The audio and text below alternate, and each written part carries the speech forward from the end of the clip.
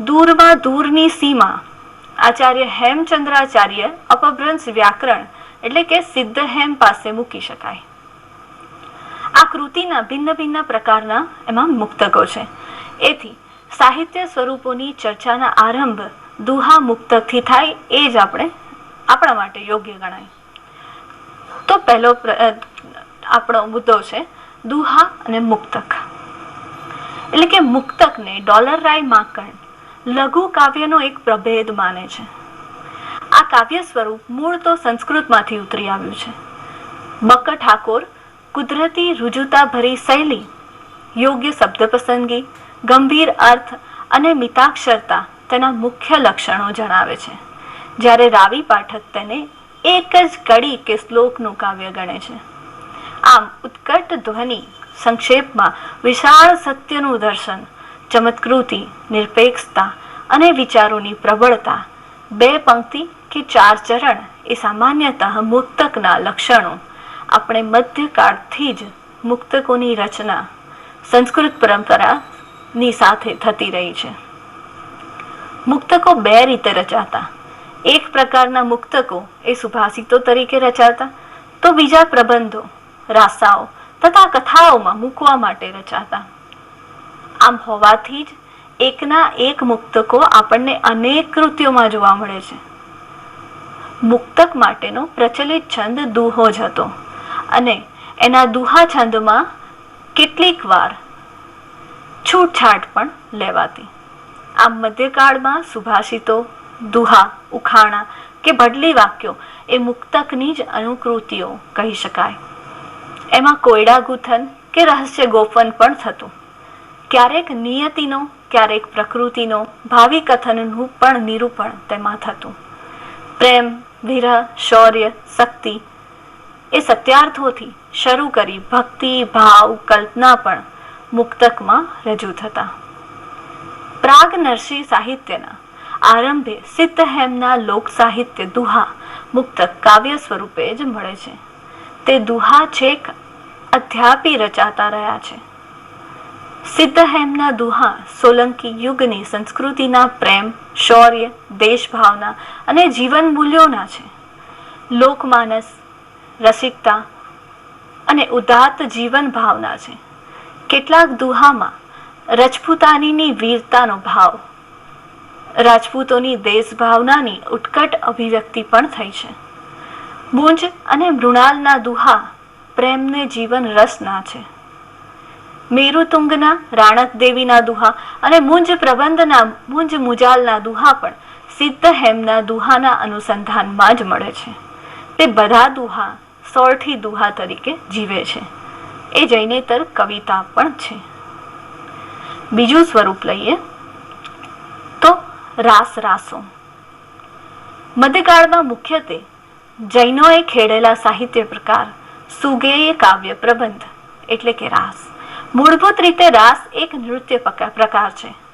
સંસ્કૃતમાં સ્ત્રીઓ એકલી અથવા સ્ત્રી અને પુરુષો મંડલાકારે ગોઠવાઈને તાળી લઈને અથવા તો દાંડિયા વડે તાલ લઈને ગાયન અને વાદન સાથે નૃત્ય કરે તેને રાસ કહેવામાં આવે છે. તેના લતારા, દંડરાસ, મંડળ રાસ એવા પ્રકારો પણ બનાવાયા છે. આ અર્થમાં રાસ શબ્દ આજે પ્રચલિત છે. પ્રાકૃત અપભ્રંશમાં રાસનો એક અર્થ વિકસે છે, એ છે છંદ વિશેનું નામ છે. આજે આપણે રાસને તો દાંડિયા રાસના સંદર્ભમાં જ ઓળખીએ છીએ, પણ પ્રાકૃતમાં એને છંદ વિશેષનું પણ નામ મળ્યું છે. તેમજ એક છંદ જાતિને પણ દર્શાવે છે. મિશ્ર છંદના એકમને પણ રાસ કહેવામાં આવે છે. મિત્રો, રાસક નામે ઓળખાતા છંદો ગેય છંદ હતા અને નૃત્યક્ષમ પણ હતા. આવા છંદોથી રચાયેલી કૃતિ રાસ તરીકે ઓળખાવાની પરંપરા અપભ્રંશમાં ઊભી થઈ, જે ગુજરાતમાં પણ ઉતરી આવી. રાસને નામે ઓળખાતી કૃતિઓ નાની હતી. એમાં વિષયનું કોઈ બંધન ન હતું, પણ પછીથી ધીમે ધીમે રાસ કથનાત્મક સાહિત્યનો પ્રકાર બનતો જાય છે. એમાં પૌરાણિક, ઐતિહાસિક, લૌકિક અને ધર્મબોધની કથાઓ પણ આલેખાય છે. સમય જતાં આ રાસમાં જેનું ગાન થાય છે એ રચનાઓ તે રાસને બદલે ધર્મ પુરુષો અને આદર્શ શ્રાવકોના ચરિત્રો માટે અને પાછળથી વાર્તા, તીર્થકથાઓ, સ્તવનો અને સીધા ઉપદેશ માટે પણ પ્રયોજાતા ગુજરાતને સારું એવું જૈન રાસ સાહિત્ય મધ્યકાળમાં મળ્યું. જૈન ધર્મના કથાનકની લાંબી સળંગ કથા તે જૈન રાસાઓ છે. તે ગુજરાતના કર્તૃત્વયુક્ત પહેલું સાહિત્ય છે. આરંભે વજ્રશયન સુરી કૃત ભરતેશ્વર બાહુબલી ઘોર ઈસવીસન 1169 અને સાલીભદ્ર સુરીનું ભરતેશ્વર બાહુબલી રાસ જેવા રાસાથી ગુજરાતની સાહિત્યની ઇતિહાસ આપણે શરૂ થતો જોઈ શકીએ છીએ. ઈસવીસન 1169 થી 1434 સુધીનો સમય મુખ્યત્વે જૈન રાસ યુગ છે. એમાં અપવાદરૂપ અબ્દુલ રહેમાનનો પ્રેમ સંદેશ દૂત કાવ્યના સ્વરૂપનો સંદેશ રાસક છે. હવે આપણે જોઈએ તો સાલીભદ્ર સુરીનો ભરતેશ્વર બાહુબલી રાસ પ્રથમ ઉત્તમ રાસ છે, જેમાં ભરતેશ્વર અને બાહુબલીના યુદ્ધની રમ્ય કથા છે. અંતે દીક્ષા આવે છે. તેમનો બુદ્ધિરાસ ધર્માચારની બુદ્ધિ આપે છે. જૈન ધર્મના સ્વામીઓના ચરિતોના રાસાઓમાં ધર્મસૂરીકૃત જંબુ સ્વામી રાસ, દોલ્હલકૃત ગજ સુકુમાર રાસ, સુમતિ ગણી રચિત નેમિનાથ રાસ, સંગ્રામસિંહ કૃત સાલીભદ્ર ચરિત્ર, વિનય પ્રભકૃત ગૌતમ સ્વામીનો રાસ ઉલ્લેખનીય કૃતિઓ છે.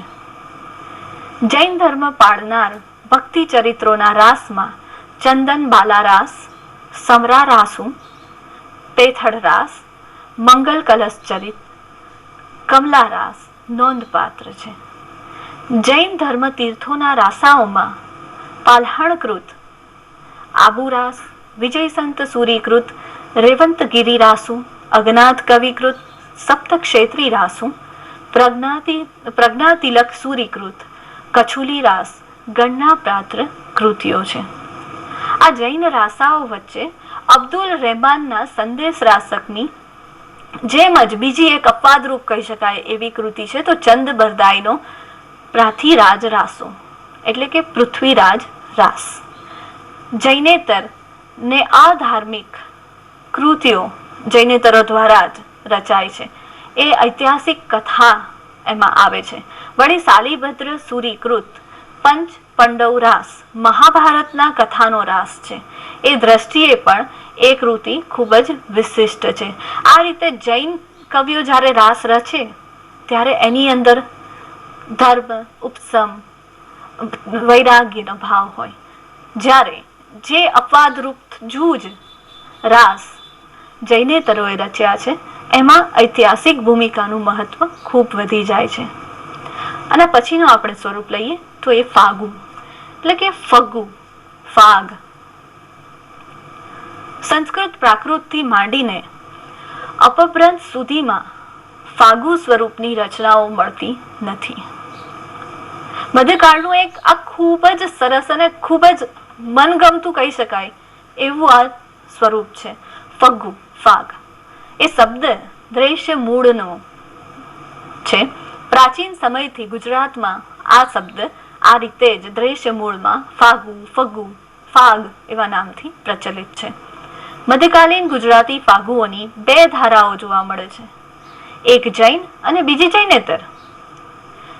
બંને ધારાના ફાગુઓમાં કેટલાક લક્ષણો સમાન છે, જ્યારે કેટલીક બાબતોમાં એ જુદા પણ છે. ફાગુના સ્વરૂપમાં વસંત વૈભવ અને શૃંગાર રસનું ઉત્કટ આલેખન મૂળભૂત બાબત છે, જે બંને ધારાની રચનાઓમાં તો મળે જ છે.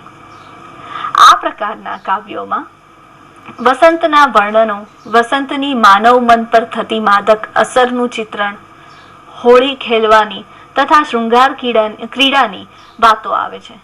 આ પ્રકારના કાવ્યોમાં પ્રથમ વસંતનું વર્ણન આવે અને પછી પ્રકૃતિના માદિલા વાતાવરણને માનવ પર કેવો નશો ચડે છે તે દર્શાવતું. આ પછી વિરહી સ્ત્રીને પ્રકૃતિ કેવી રીતે દુખી કરે છે તે દર્શાવવામાં આવે. પ્રિયતમના આગમનના એંધાણ આપી પાછી પ્રિયતમનું મિલન અને માંથી સંભોગ શૃંગાર સુધીનું નિરૂપણ એ જાતનો ક્રમ આ ફાગુઓમાં હોય છે. જૈન ફાગુઓમાં નેમિનાથ અને રાજીમતીની કથા આવે, જ્યારે જૈનેતર કૃતિઓમાં રાધા કૃષ્ણ આવે.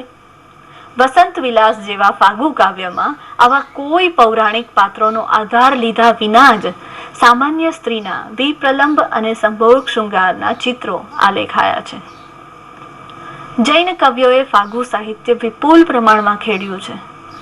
મુખ્યત્વે શૃંગારલક્ષી એવા આ મનોહર કાવ્ય સ્વરૂપને એમણે વૈરાગ્ય અને ઉપશમના નિરૂપણ માટે પ્રયોજાયું હોય એમ ફાગુઓમાં વસંત વર્ણન કે નારી સૌંદર્યનું વર્ણન ગૌણ અને ક્યારેક અછડતું જ જોવા મળે છે.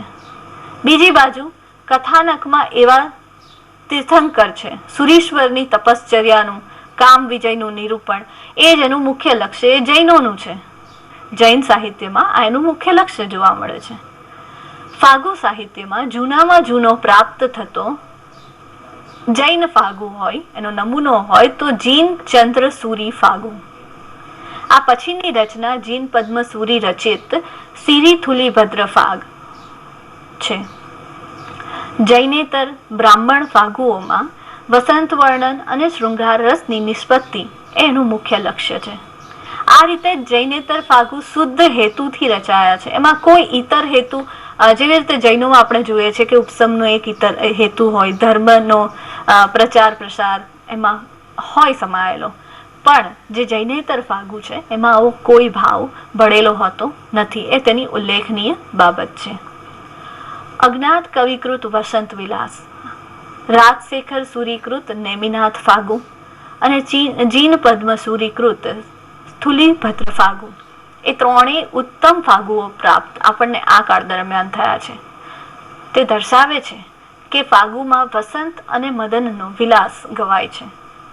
જૈન ફાગુઓ રાજીમતી અને નેમિનાથના પ્રેમ વીરની કથાને વસંતની પ્રકૃતિની પૃષ્ઠભૂમિમાં તેઓ રજૂ કરે છે. સિરીથુલીભદ્ર ફાગમાં આ કવિએ વસંત ઋતુની જગ્યાએ વર્ષા ઋતુનો સમય રાખ્યો છે, કારણ કે આ ફાગમાં સ્થુલીભદ્ર ગણિકા કોસાને ત્યાં વર્ષામાં ચતુર્માસ ગાળવા રહે છે ત્યારે મળે છે. એ આખો પ્રસંગ જે છે એને અનુરૂપ જ આ ફાગુમાં વસંત ઋતુની જગ્યાએ વર્ષા ઋતુને લેવામાં આવી છે.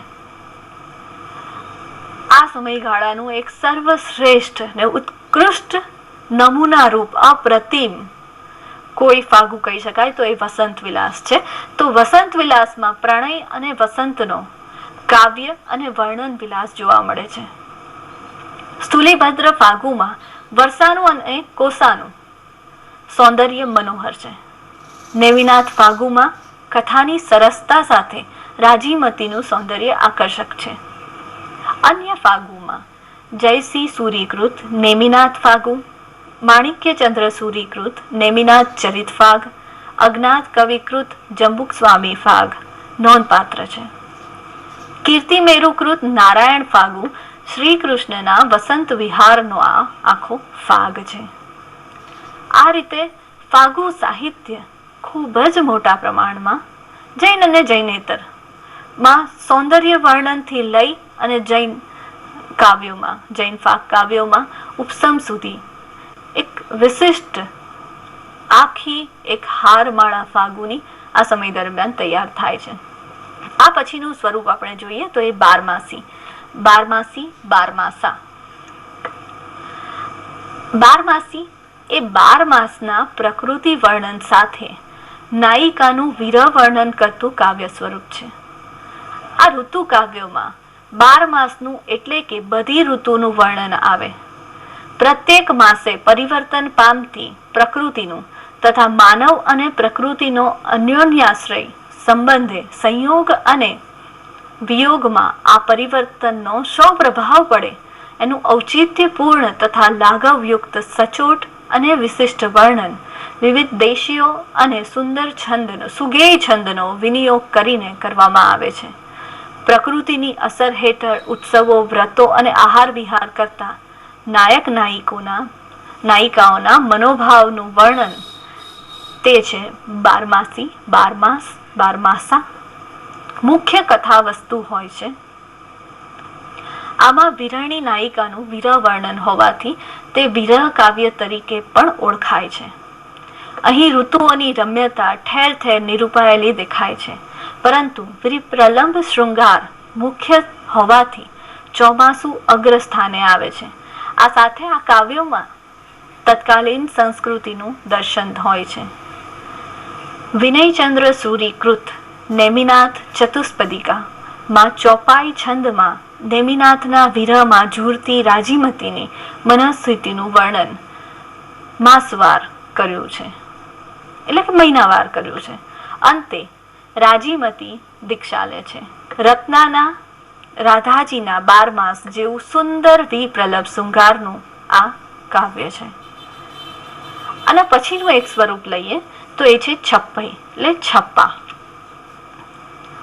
ચોપાઈના 6 ચરણના છપ્પાનો આ કાવ્ય પ્રકાર ઉપદેશના બોધ વચનો આપે છે. એમાંથી જ અખાના છપ્પા વિકસી આવ્યા. વિનયચંદ્ર સૂરી કૃત ઉપએસમાલા કહાણય છપ્પય ઉપદેશમાલા કથાનક ષષ્ઠપદ એને કહેવાય છે. અને અન્ય કવિના ખરતર ગુરુ ગુણ વર્ણન છપ્પઈ એ મુખ્ય છે.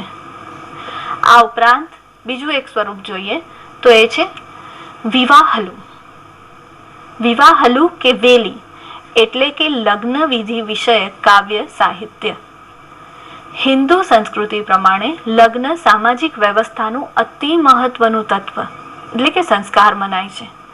આ લગ્ન પ્રસંગે શાસ્ત્રીય વિધિઓ, લોકાચાર અને રૂઢિઓ વગેરે દ્વારા પ્રસંગને જે રીતે ઉજવાય છે તેનું સાહિત્યિક વર્ણન વિવાહલુ કે વેલીમાં કરવામાં આવે છે. વિવાહલુ નો પ્રકાર જૈન કવિઓએ હાથે પ્રથમ ખેડાયેલો જોવા મળે છે. દીક્ષા લેતા સાધુઓ સંયમશ્રી રૂપી કન્યાને પરણવા જતા સંયમશ્રી સાથેના વિવાહ એટલે કે દીક્ષાના પ્રસંગનું આ કાવ્ય છે. સંસાર ત્યાગને ગૃહસ્થાશ્રમમાં પ્રવેશ રૂપે દર્શાવી વિરોધાભાસ દ્વારા વધારે અસર કરવાના હેતુથી આ લખેલ છે. સોમમૂર્તિનો જિનેશ્વર સૂરી વિવાહલો પ્રાચીનતમ વિવાહલો કાવ્ય છે.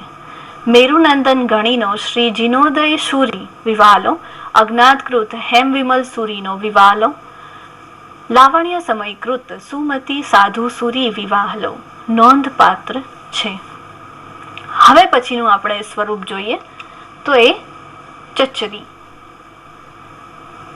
પ્રાકૃત સાહિત્યના વારસારૂપ આ ગેય કાવ્ય પ્રકાર મોટે ભાગે દોહરા અને કદાચ ચોપાઈમાં રચાતો. ચચરી છંદની ચારણી શૈલીમાં સ્તુતિ, યાત્રા, વર્ણન થાય છે.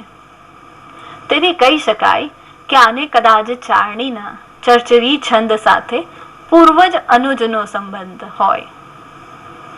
નૃત્ય, સંગીત સહિતનું એક લોકનાટ્ય તે ચરચરી કહેવાય, જે સામાન્યતઃ વસંતોત્સવ કે અન્ય ઉત્સવે ગવાતું હતું. ચરચરી રાસ કે રાસક જેમ પ્રારંભમાં નૃત્ય પ્રકાર હતો, પણ તે વિકસિત થઈ દૃશ્ય કાવ્યનો સ્વરૂપ લે છે. શૃંગારમય કથાવસ્તુ પર આધારિત ચરચરી નૃત્ય વખત જતા અભિનય પર આધારિત ગીત નાટક બની ગયું. 13મી 14મી સદી પર્યંતમાં ચારેય ચરચરી રચનાઓ આપણને 4 જેટલી ચરચરી રચનાઓ પ્રાપ્ત થાય છે. એમાં જીનેશ્વર સૂરીકૃત ચાચરી એટલે કે ગિરનાર યાત્રા ઉલ્લેખનીય છે. આ ઉપરાંત સોમમૂર્તિકૃત જીન પ્રભસૂરી ચાચરી,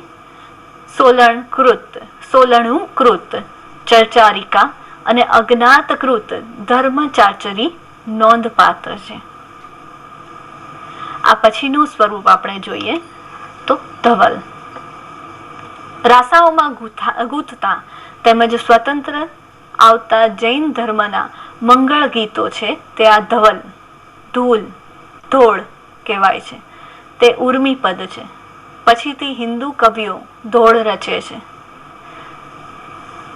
સાહરયણ અને ભત્તઉના જીનપતિ સુરીના સ્તુતિના ધોળ ખૂબ જ ઉલ્લેખનીય છે.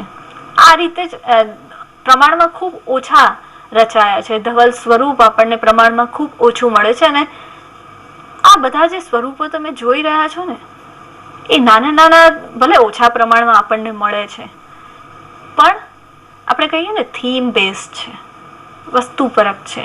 કોઈક વસ્તુને બતાવવા માટે, એનો ઉલ્લેખ કરવા માટે, એના દ્વારા આખો એક ઉપદેશ, એ લોકોનું એ જે આખું સાહિત્ય રચાયું, એ બધાનું ઉદ્દેશ્ય, લક્ષ્ય ધર્મ જ છે.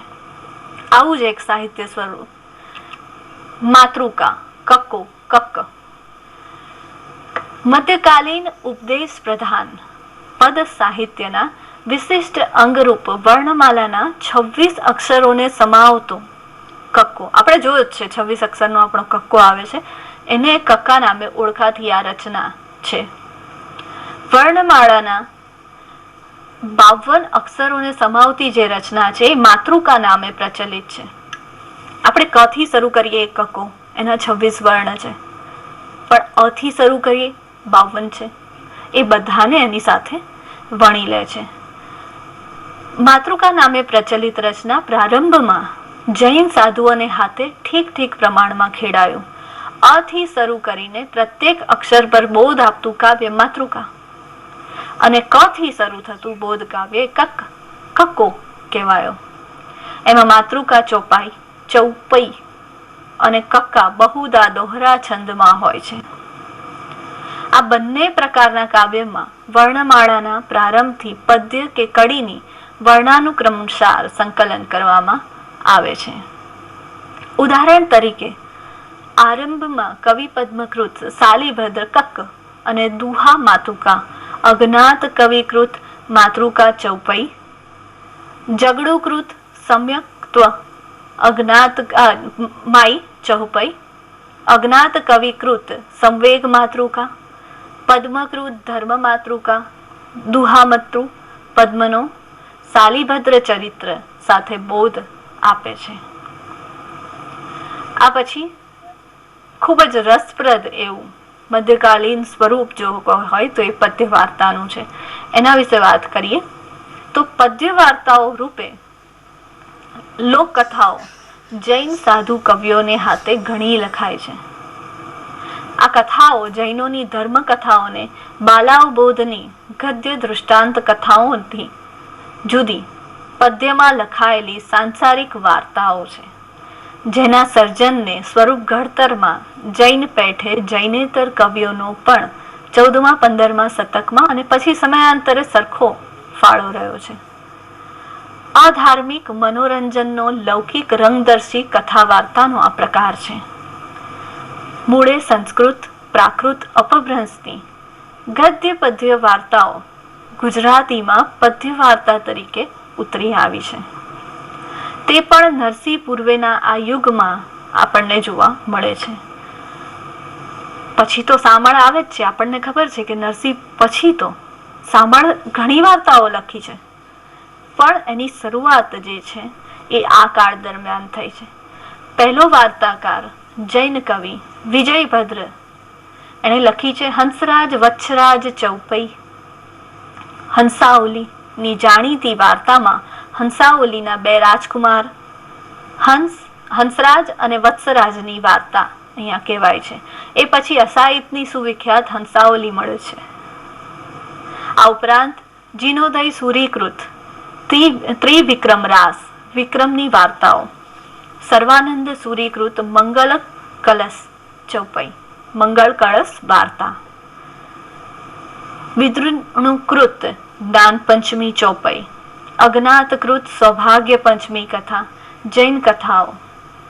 એ રીતે જ ભીમકૃત સદય વત્સવીર પ્રબંધ, સદૈવંત સાવળલિંગાની વાર્તા, હિરાનંદ સૂરીકૃત વિદ્યાવિલાસ પવાડો, જેને આપણે કહી શકીએ વિદ્યાવિલાસ વનેચટની વાર્તા જેવી સરસ વાર્તા સમૃદ્ધિ આપણને આ સમયગાળા દરમિયાન મળે છે. આ પછીનું એક સ્વરૂપ છે, એ છે પ્રબંધ.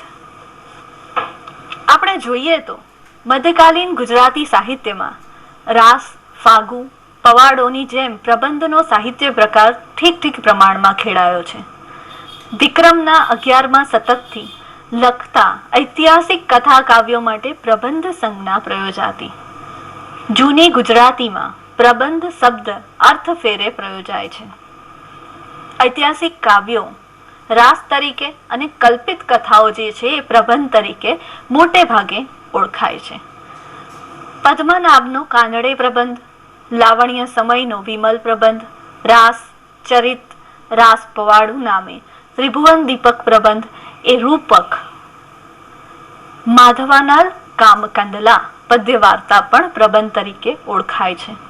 ગુજરાતીમાં નિશ્ચિત સાહિત્ય પ્રકાર તરીકે અસ્પષ્ટ એવો આ પ્રકાર ગુજરાતના સોલંકી યુગના ઇતિહાસની દ્રષ્ટિએ ગુજરાતની સાંસ્કૃતિક વિશે, ઐતિહાસિક સામાજિક વસ્તુની દ્રષ્ટિએ ખૂબ જ મહત્વનો આ સાહિત્ય પ્રકાર છે. જૈન સર્જકોએ વિશેષતા ખેડેલા આ પ્રકારની ઐતિહાસિક રચનાઓનો ઉદ્દેશ્ય ઉપસમનો, જૈન ધર્મની મહત્તા બતાવવાનો, સાધુઓનો વ્યાખ્યાન માટેની સામગ્રી પૂરી પાડવાનો અને જ્યાં પ્રબંધનું વસ્તુ કેવળ દુન્વયી હોય ત્યાં લોકોને નિર્દોષ આનંદ પૂરો પાડવાનો રહેતો. પ્રબંધોને ઇતિહાસ કે ચરિત લેખે નહીં, ઇતિહાસની સામગ્રી તરીકેનો ઉપયોગ કરવો જોઈએ. બીજી તરફ તેને ફક્ત કાલ્પનિક અને મનોરંજક કૃતિઓ તરીકે ગણવાનું પણ યોગ્ય નથી, કારણ કે પુરાણ ગ્રંથોમાંથી પ્રાચીન ભારતીય ઇતિહાસના તથ્યો આપણને મળે છે. એવું જ પ્રબંધ આદિ વિશે પણ છે. એટલે કે આપણે એને એકલી મનોરંજન કૃતિ કે બધું જ કાલ્પનિક હશે એવું જરા પણ માની લેવાની બિલકુલ આપણે જરૂર નથી. એમાં આપણને ઇતિહાસના તત્વો વિશે વાત થાય છે, વાત મળે છે, જાણકારી મળે છે. એનો આપણે ઇતિહાસ જાણવામાં મદદરૂપ પણ થઈ શકીએ અને ઉપયોગ પણ કરી શકીએ. હા, કાલ્પનિકતાનું તત્વ એમાં ભળેલું જરૂર હોય, પણ વાસ્તવિકતા સાથેના મૂળ તો ક્યાંક એના છેડા તો જોડાયા જ હોય. પ્રબંધનું કથાવસ્તુ મુખ્યત્વે ઇતિહાસ પર આધારિત હોય. એમાં નિરૂપાયેલી હકીકતો, વિગતો અને વર્ણનો સમકાલીન જીવન અને સમાજનું પ્રતિબિંબ આપતા વાસ્તવિક હોય. નાયક કે નાયકો, નાયિકાઓ ઐતિહાસિક મહત્વ ધરાવતા હોય. ધર્મવીરતા અને શૌર્યનું દર્શન હોય. તેનો પ્રમુખ જે રસ છે એ જ વીર રસ છે. કાંદડે પ્રબંધ વીર રસ પ્રધાન અપ્રતિમ પ્રબંધ રચના છે. રૂપક ગ્રંથિ કાવ્ય, આ રૂપક પ્રબંધ એને કહીએ, એક પ્રબંધનો જ એક પેટા પ્રકાર આપણે એને કહી શકીએ. મૂળ તો રૂપક પ્રબંધ એ ગદ્ય કે પદ્યમાં દ્વિઅર્થી કથા છે. એટલે કે એવી કથા કે જે બે સ્તરે વાંચી શકાય, સમજી શકાય, એનું અર્થઘટન થઈ શકે. એમાં સૂચક રીતે સરખી લાગતી અન્ય વસ્તુઓનો ઓથ નીચે કોઈ એક વસ્તુનું વર્ણન હોય.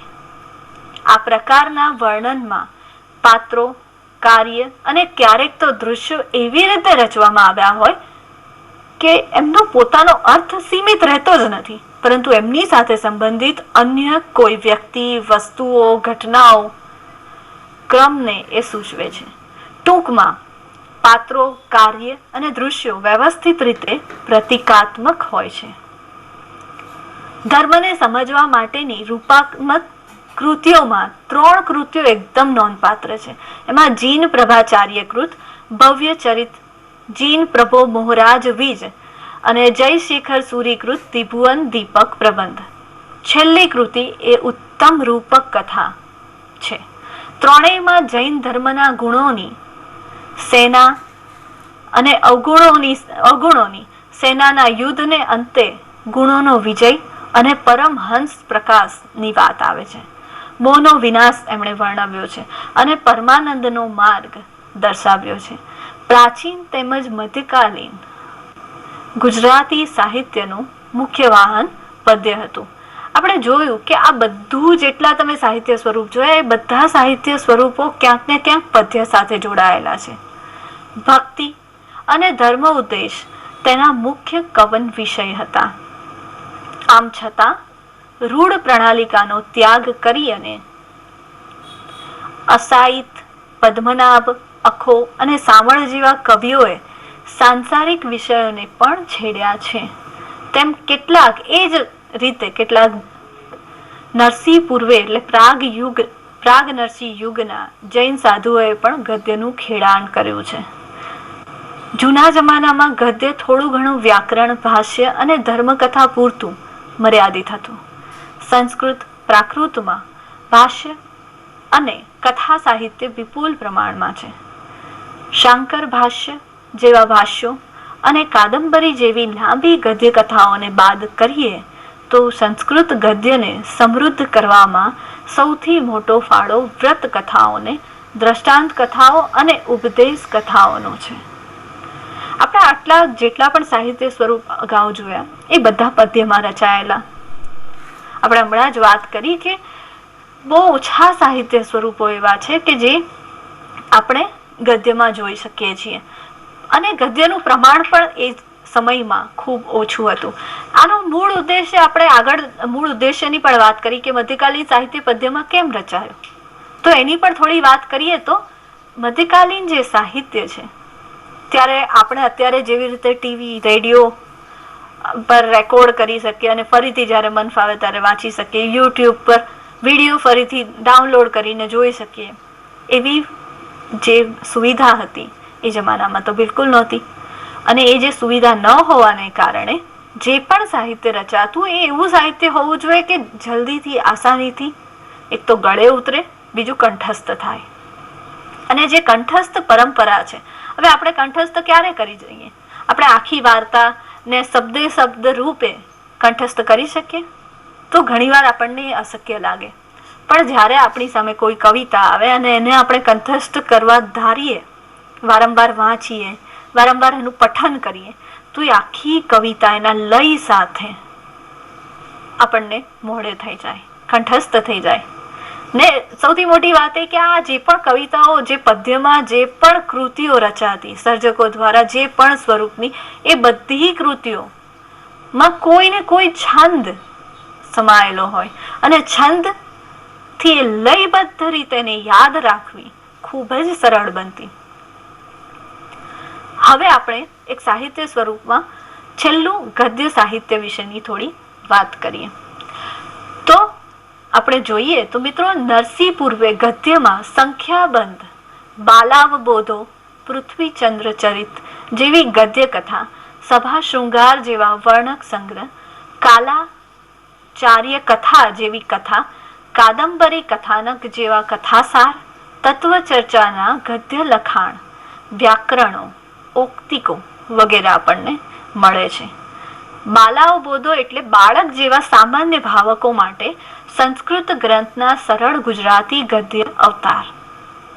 એમાં જૈન ગ્રંથો તેમજ ગીતા, ગીત ગોવિંદ જેવા વૈષ્ણવ ગ્રંથો, સિંહાસન બત્રીસીને પંચતંત્ર જેવી વાર્તાઓના ગદ્ય અવતાર આપણને મળે છે.